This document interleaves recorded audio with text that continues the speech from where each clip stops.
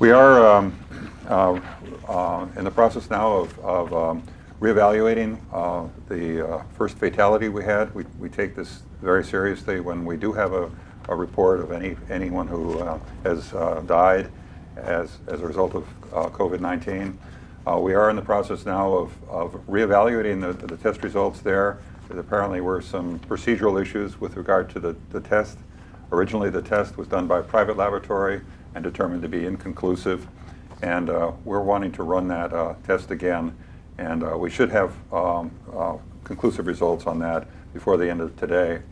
Because of the importance of these, any death associated with COVID-19, we have developed a policy as of late to require retesting of any sample we've had. We want to be sure the results are accurate. So I'm providing the best information we have at this time, and we will be in the process of reevaluating that one test result. Dr. Park, would you like to add anything to what I've described?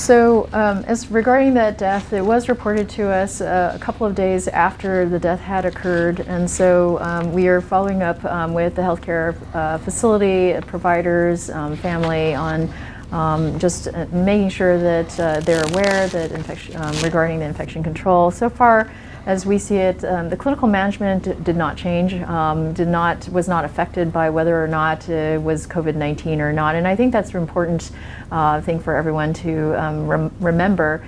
As we investigated this case, we have identified contacts and pursued those just as we would with any other case.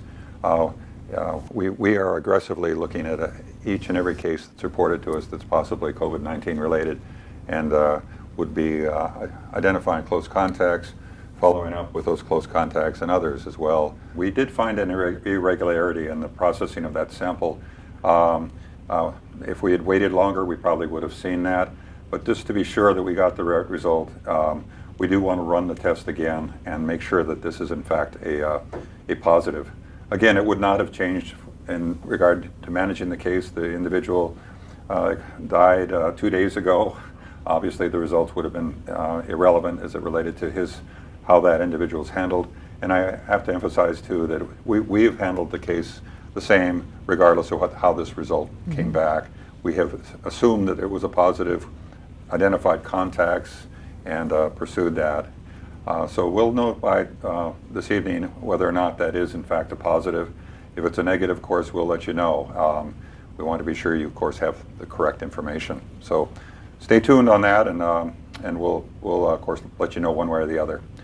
But we do feel that any death, of course, associated with COVID is an important one. And by practice, we're going through this for the first time.